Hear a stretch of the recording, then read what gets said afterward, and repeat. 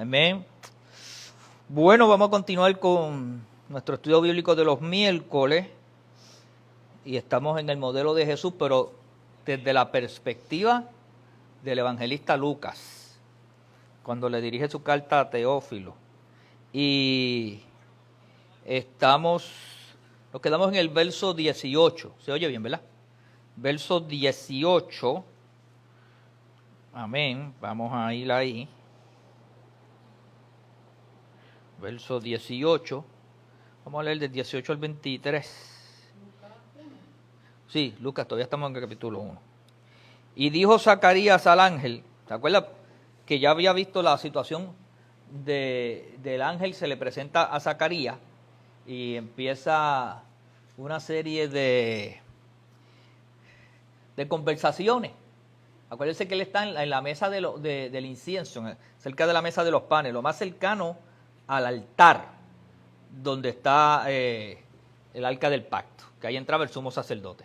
Pues entonces él está ahí en esa ministración que le tocó, dice que de la suerte de los sacerdotes, y ellos auspiciaban 2 veces al año, y le tocó específicamente lo más cercano.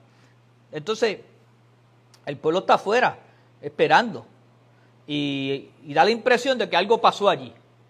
Y entonces cuando él está allí hay un intercambio con el ángel, porque el ángel le dice acerca del hijo y cómo va a ser, y que no va a beber sidra ni vino, y que será lleno del Espíritu Santo. Y entonces él se pone a entrar en una especie de interrogatorio o de cuestionamiento que cayó en la línea, en la rayita esa, de que realmente había algún tipo de, o estaba poniendo condiciones o tenía dudas. Y entonces dijo Zacarías al ángel, ¿en qué conoceré esto? ¿Ve? ¿En qué conoceré esto? Pero no era una pregunta de recibir instrucciones, era una pregunta, oye, a esta etapa de mi vida, con una mujer estéril, ya he entrado en edad, o sea, ahora tú me vienes con ese cuento a mí. Esto es difícil de creer. Básicamente eso es en resumen, ¿verdad? ¿En qué conoceré esto? Pues yo soy viejo.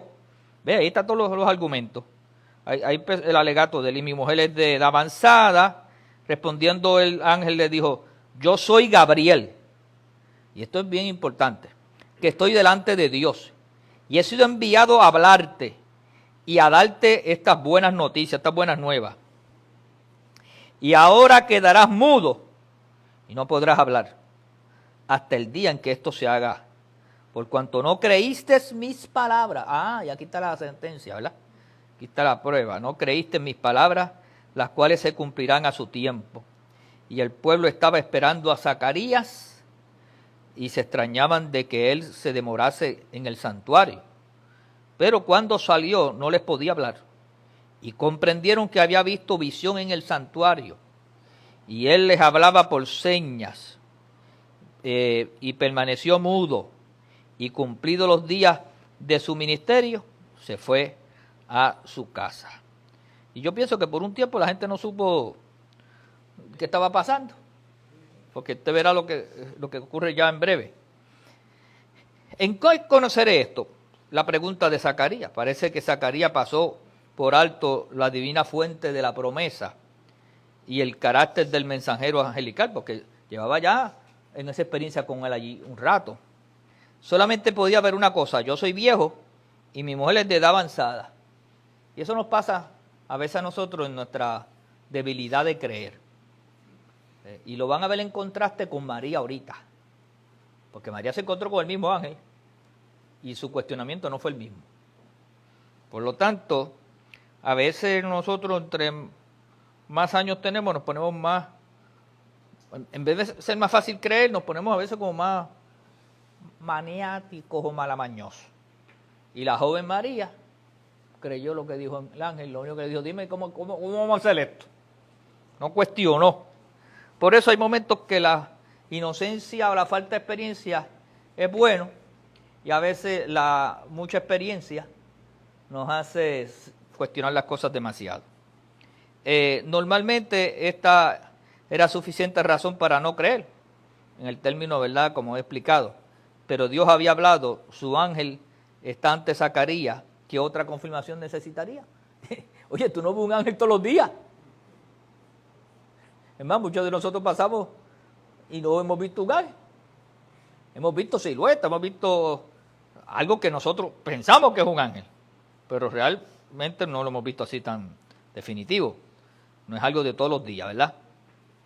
Pero Dios había dado algunas señales en el pasado, a Abraham, a Gedeón, a Ezequías, y hay escrituras como Génesis 15, Jueces 6, Segunda de Reyes 20, y otros más hombres en la Biblia tuvieron grandes experiencias, y no solamente en la Biblia, gente ha tenido grandes experiencias, cada uno de nosotros tenemos alguna experiencia que contar. Y cuando ellos le pidieron, no fueron culpados, ¿por qué? Porque no pidieron por incredulidad, sino que querían fortalecer más su búsqueda, su fe.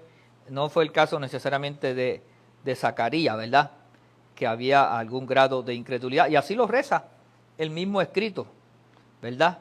Dios no rechazó a Zacarías por su pregunta, sino que lo disciplinó por su fe o su falta de fe. El principio violado por Zacarías es el siguiente: Dios es digno de que se le crea por su sola palabra. O sea, no podemos estar cuestionando a Dios cuando saca el tiempo de enviar a uno de los ángeles de mayor jerarquía para traerte un anunciamiento tan poderoso. Créeme que debería, nada más por respeto, aceptarlo. Yo soy Gabriel, por eso que se identifica, y que estoy delante de Dios. O sea, este es un serafín, un arcángel, mejor dicho, que está delante de Dios. O sea, este es de los asistentes. La Biblia nos habla de dos arcángeles, puede ser que hayan más. San Miguel Arcángel y el distinguido Gabriel. Puede ser que hayan otros, pero que nosotros tenemos como dato bíblico significativo que podemos subrayar inmediatamente y sin ninguna dificultad, pues Gabriel y San Miguel. O sea, Gabriel se está identificando. Yo estoy delante de Dios. O sea, yo he venido aquí porque se trata del anunciamiento que va a cambiar la historia de la humanidad, el Redentor del mundo.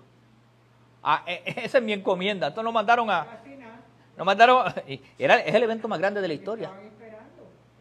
Que estaba esperando todo el mundo. Y el evento de la historia que para nosotros marcó la historia de la salvación. Por lo tanto, vino uno que estaba delante de Dios. Y este hombre se pone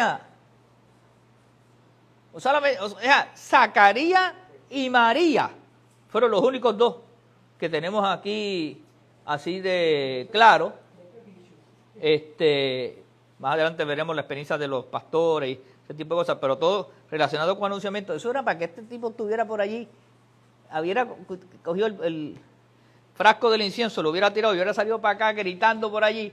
Aquí se formó la grande, miren quién ha venido. ¿Ahora qué? Pero casi pasó, pero lo tuvo que hacer con señales. Y ahora quedará mudo. Es interesante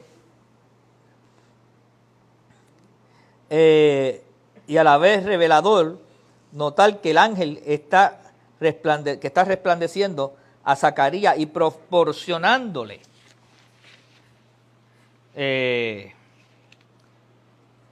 una señal extraordinaria, ¿verdad? Como siempre, los juicios de Dios están suavizados con su misericordia y la corrección llegó a ser un medio de instrucción y de gracias. Realmente, aunque se quedó mudo y yo pienso que pudiera haber sido desesperante, él cuando comprendió que era el ángel, se estaba disfrutando ese momento y nada, como una señal de que algo grande venía. De hecho, servía de señal, todo el mundo le preguntaba, ¿qué fue lo que pasó? Y él entonces tenía que escribirlo, ¿verdad? Y el pueblo estaba esperando y se extrañaban de que él se demorase. Para nosotros a lo mejor no tenía mucha relevancia porque no conocíamos cómo era el culto judío de ese entonces, pero créame que si un sacerdote entraba y se tardaba mucho, el pueblo se preocupaba porque muchas veces habían muerto, porque la presencia de Dios era tan poderosa que no podían sostenerse. Y entonces, pues el pueblo estaba un poquito afuera esperando, ¿verdad? Zacarías había entrado en el templo más tiempo, había estado en el templo más tiempo de lo necesario para ofrecer el incienso. Esta demora no era un suceso normal. Quizá la gente temía que el sacerdote hubiese ofendido a Dios y que él le hubiera quitado la vida, o quizás sospechaba de que realmente estaba sucediendo, no sabían. Se trataba de una ocasión sumamente sagrada y Zacarías estaba en el santo templo. No sería difícil para estos judíos que amaban tanto la casa de Dios esperar alguna cosa fuera de lo común. ¿Sabe? Allí estaban los hardcore, la gente de templo, de iglesia. Comprendiendo que había visto una visión, cuando salió del templo no pudo hablarle a la gente, pero por este hecho supusieron que había visto una visión, o quizás entendieron prontamente que por las señas que él comenzó a hacer de que había tenido una visión. Cumplidos los días de su ministerio, ¿verdad? Se fue Zacarías, terminó su semana de servicio sacerdotal en el templo y se marchó a su casa. Por lo tanto, la visión y la promesa deben haber estado continuamente en su mente. Ese hombre, todo lo que hacía era hablar por señas la experiencia y lo que se le anunció y las instrucciones que se le habían dado y cómo iba a ser ese alumbramiento y ese nacimiento. Vamos a ver 2 versos más, el 24 y el 25.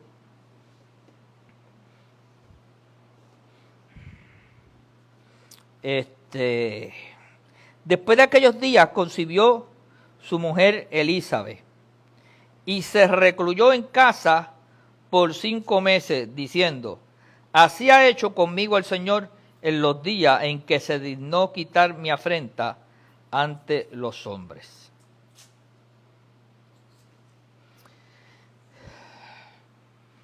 Después del retorno de Zacarías, ella concibió. O sea que Zacarías no solamente se quedó mudo, pero no se quedó manco.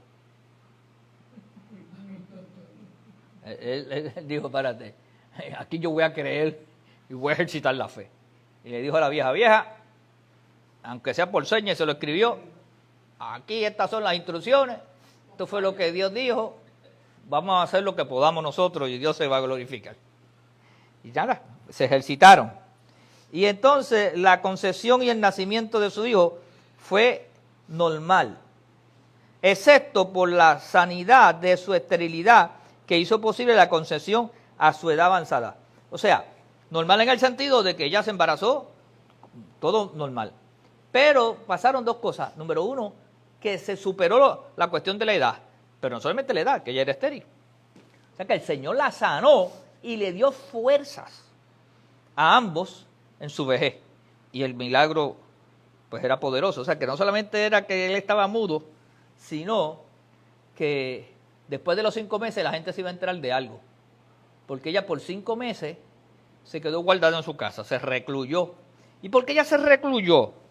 Pues la mejor explicación parece que ser que ella esperaba a que su estado fuese lo suficientemente notable para que sirviera como evidencia inequívoca de que Dios la había librado de su reproche. Porque para ese entonces, en la antigüedad, son como si Dios te estuviera reprochando. Y acuérdense lo que yo expliqué la semana pasada, que todos ellos anhelaban que a través de ese matrimonio viniese el Mesías. Por lo tanto, era una cuestión cultural bien fuerte. Antes en Puerto Rico eso también era así. Ahora tenemos una generación que los muchachos vienen a parir, ya no son muchachos.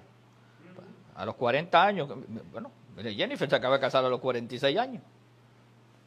La gente está, a veces se casan a los 40 y si no, no le importa, adoptan un perro.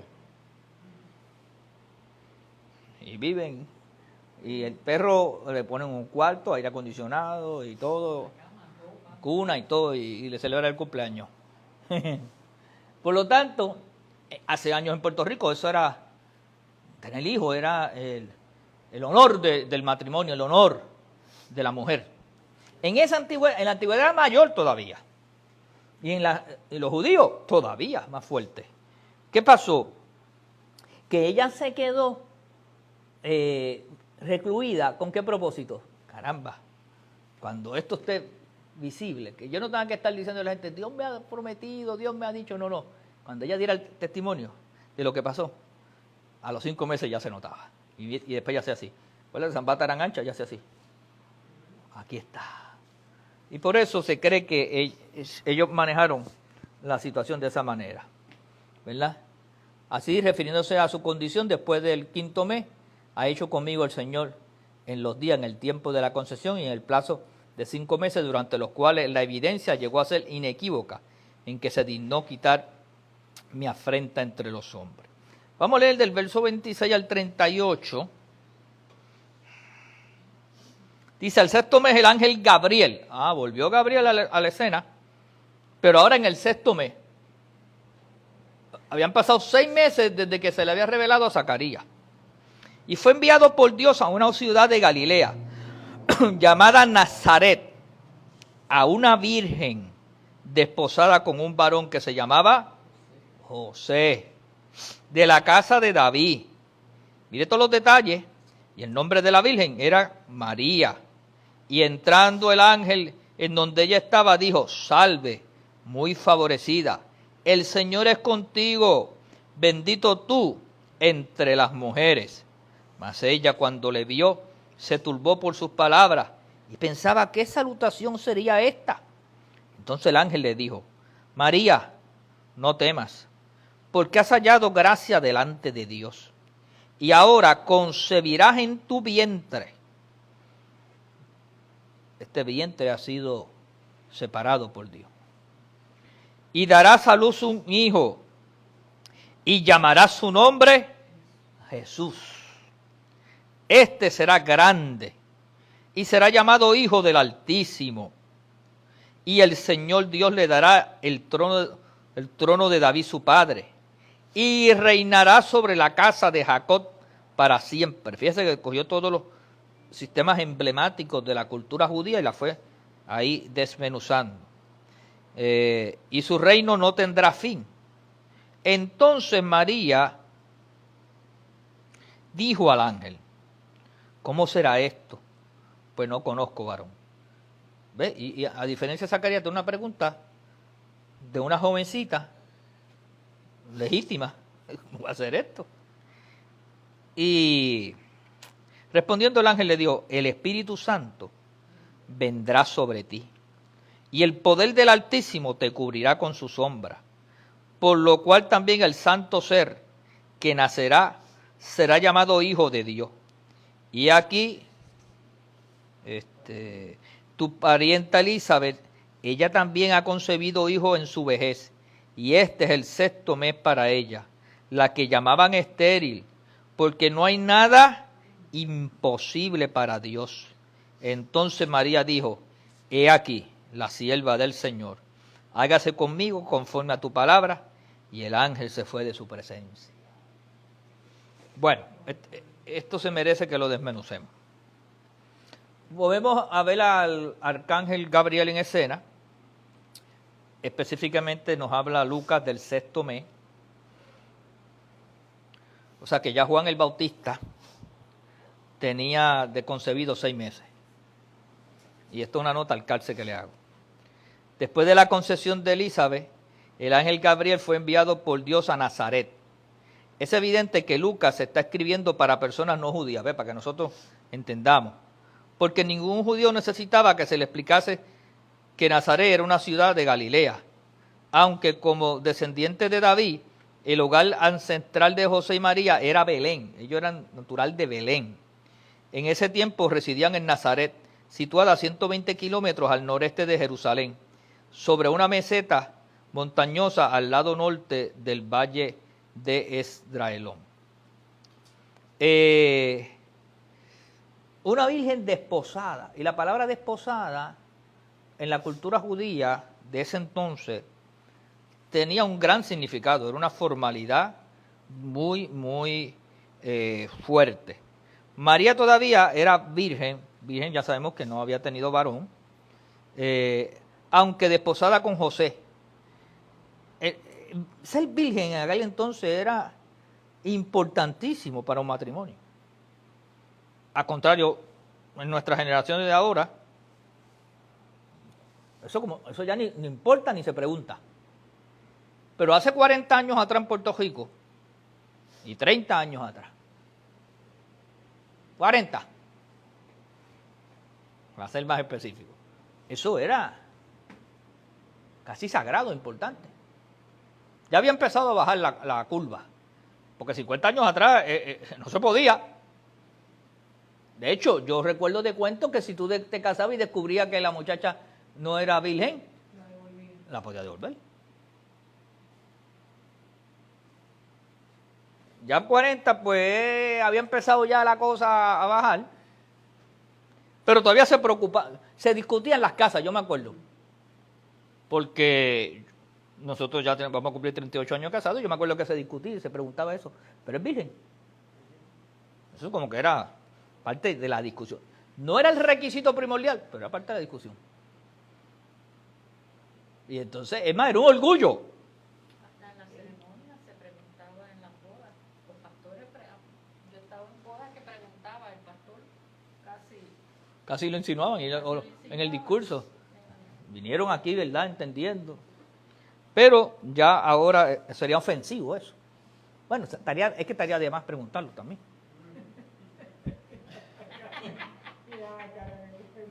Y no solamente estaría de más, es más, la gente se extrañaría.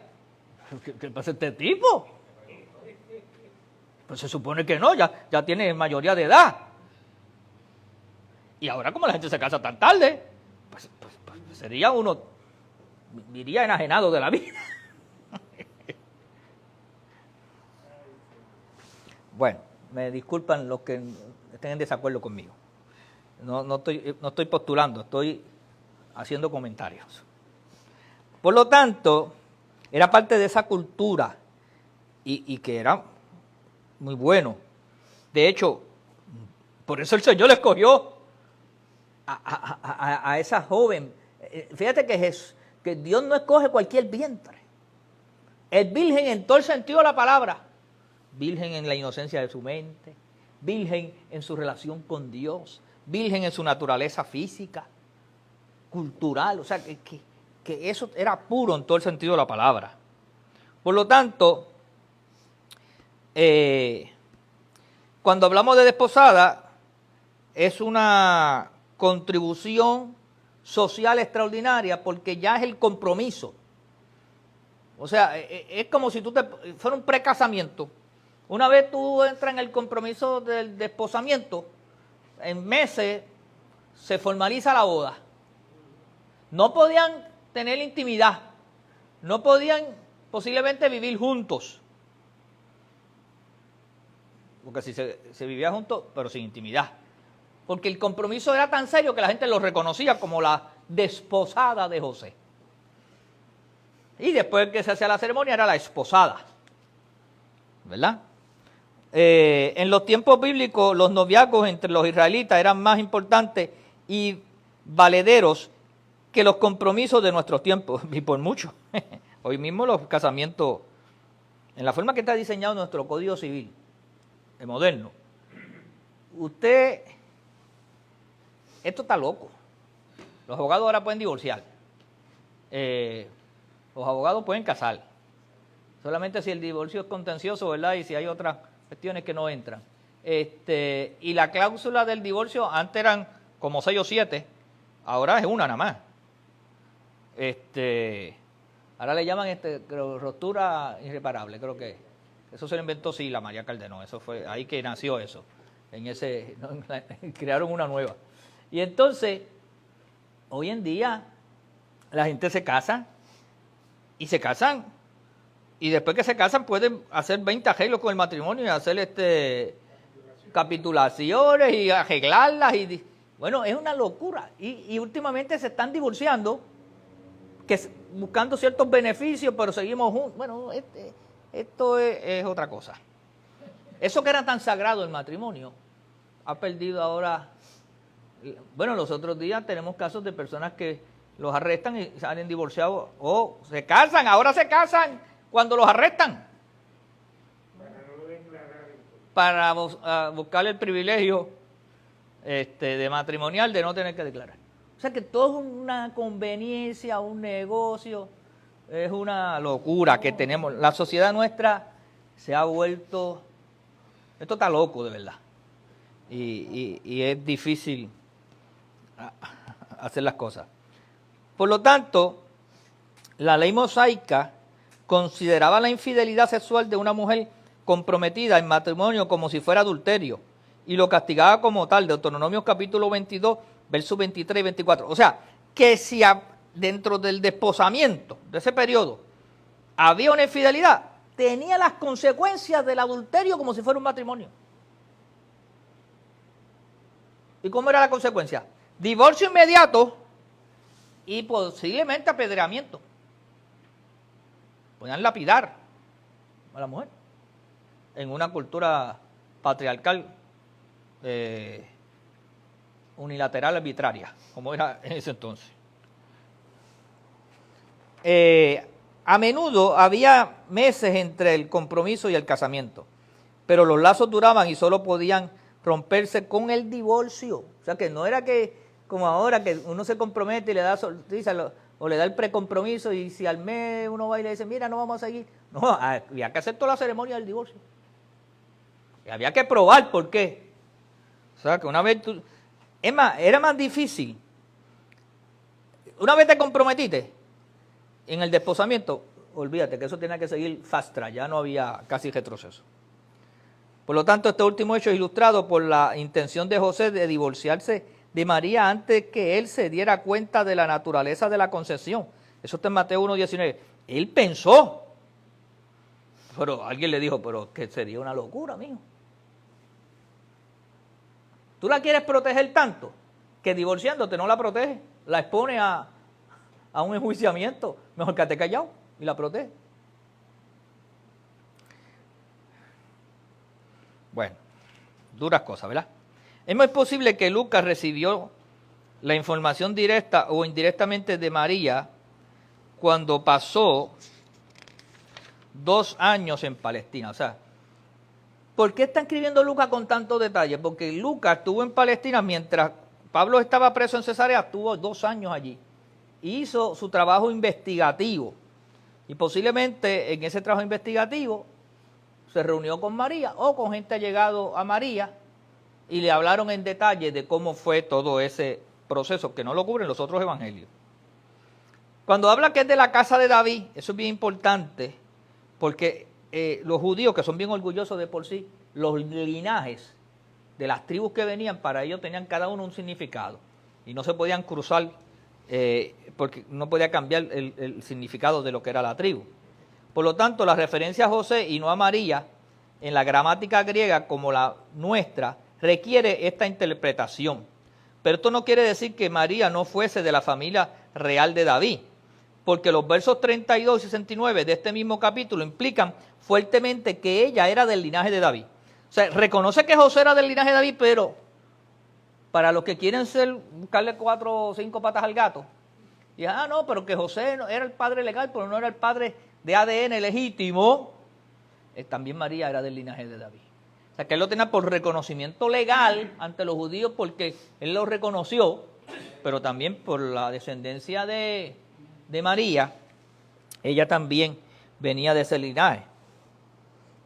No se trataba de un sueño, ni de una visión, sino de la visita real de un ángel.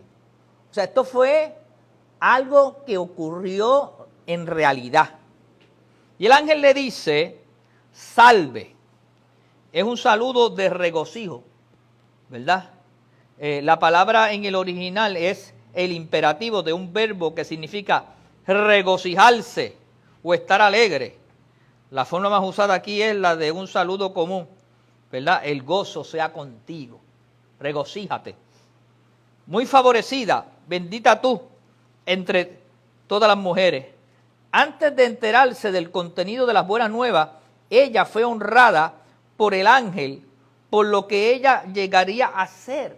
O sea, el ángel comenzó a demostrarle a María lo grande que era este acontecimiento. Es correcto que María sea venerada. Oye, porque no escogieron, o sea, nada más haber sido escogida, se merece un respeto, unas menciones especiales, un aprecio, ¿verdad? pero no quiere decir que se esté pidiendo que se adore a María. María es igual un ser humano como cualquiera otro, que iba a ser muy favorecida, o sea, fue escogida entre todas las mujeres, con seguridad que ningún mortal podría recibir favor mayor que este, eso se le reconoce, ¿verdad? Ella también fue bendita o alabada entre las mujeres, es decir, más que todas las demás mujeres. Pero yo respeto y honro y doy gracias a Dios porque se dejó escoger, pero la reconozco como reconozco al apóstol Pablo, como reconozco al apóstol Pedro, como reconozco al apóstol Juan, como reconozco al apóstol Ricky, todos hombres y mujeres, a la pastora Grace, a todos hombres y mujeres dedicados al Señor, algunos con mayor virtud, otros con, ¿verdad?, con menos lumbre, pero todos son instrumentos del Señor. Amén. Ahora, sí, porque hay gente que alumbra más que otros, pero son, como dice por ahí, vasos de barro. Mas ella, cuando le vio, se turbó por sus palabras. Literalmente estaba sumamente agitada. Cualquiera se pone nervioso. Pero el verso indica que fue más la salutación que la presencia del ángel lo que la turbó. Lo que el ángel había dicho era más difícil de interpretar que el hecho de su aparición en el momento menos esperado. O sea, con el ángel no había mucho problema, era con lo que estaba diciendo. Y pensaba, significa literalmente razonaba, ya estaba tratando de entrar en razón lo que le estaba diciendo, porque eso fue de la nada. Y ahora concebirás en tu vientre y darás a luz un hijo, Jesús. Aquí tenemos el anuncio de la encarnación. Este es el anuncio más grande de la historia. El Hijo de Dios ahora se haría carne, concebido y nacido de una virgen. Oye, eso nada más es un milagro. Y usted dirá, pero que todos los niños nacen así. Sí, pero tener un niño cualquiera. Este era Dios. Tú sabes, esto es algo poderoso. En este hijo se unirían imparablemente la deidad y la humanidad. Todos los demás niños que han nacido han sido humanos 100%. No, aquí había la deidad y la humanidad. Su nombre Jesús significa Salvador, o más literalmente, Jehová salva. Dios salvando la humanidad en Cristo y usando el vientre de esta joven para que sea el instrumento de humanizarlo, ¿verdad? Porque tenía que entrar de manera humana. Es el equivalente griego del hebreo Josué. Josué también en el hebreo antiguo, en el arameo, ahora en el griego es Jesús, como se conoce, ¿verdad? Este será grande. En el más alto sentido de la palabra, Dios es grande y la verdadera grandeza proviene de Él y por Él reconocida. Será llamado Hijo del Altísimo. No quiere decir que meramente sería llamado Hijo de Dios. Equivale a decir, no solamente será Hijo de Dios, pero será reconocido como tal. O sea, es Hijo de Dios, pero será reconocido como tal, como el Hijo de Dios. Por lo tanto, tendrá las marcas de la deidad. Este hebraísmo era muy común. Quería decir, será Hijo del Altísimo. El trono de David, su padre, como estuvimos hablando hace unos minutos, esto evidentemente implica que María era descendiente de David. Es verdad que, como muchos arguyen, el derecho al trono le vendría por José, aunque él no fuera su padre real. Pero aquí se refiere a su filiación sin mencionar a José. Por lo tanto, debe notarse además que Lucas estaba escribiendo desde el punto de vista de María. También que su interés en las relaciones humanas de Jesús tiene que ver con lo real y no con lo que es considerado legal entre los judíos. O sea que más allá de lo legal, lo real viene porque Dios lo estableció. Y también María era parte de ese linaje. ¿Y por qué usamos como método de referencia el linaje de David? Porque acuérdate que él va a ser el rey. pero va a ser un rey diferente, el reino de Dios. Entonces, quien más se reconocía como rey, fíjate que cuando un judío reconoce a un rey como rey puro, a quien reconocen es a David. Porque el reinado de Saúl, que fue el primero, no fue un reinado que honró a Dios, siempre se quedó con dudas. David es el que es escogido. De hecho, Saúl es escogido por Dios también, no se quita eso, y tenía la unción de ser rey. Pero fue un reclamo del pueblo. Y Samuel dice, pues ustedes han pedido rey, pues Dios le va a dar rey. Salió entonces. Pero David es el que Dios escoge para crear la pureza y elevar el reinado a lo más alto. Fíjate que en el caso de Saúl, Jonatán muere y no sigue la sucesión de rey. En el caso de David, vino la sucesión de rey en Salomón. Y después, el hijo de Salomón también fue rey. Pasa que como Salomón ya había caído en una desgracia, su hijo lamentablemente dividió el reino. Entonces estaba Jeroboam y Roboam. Pero uno de ellos era hijo de Salomón. Y reinará sobre la casa de Jacob para siempre. Esto es prácticamente el equivalente de la cláusula siguiente. Si un reino, su reino no tendrá fin. Y por eso el reino de David es el que utilizan como referencia. Dice que el reino de David nunca tuvo fin. Pero ¿qué pasó? Que el reino de Jesús sí que no ha tenido fin. Ese sí es eterno. Excepto que el anterior da énfasis al aspecto de un reino judío. En su evangelio Lucas hace hincapié muy claramente en la universalidad del reino de Cristo. O sea, el de David fue para Israel, para los judíos, el de Cristo es para toda la humanidad.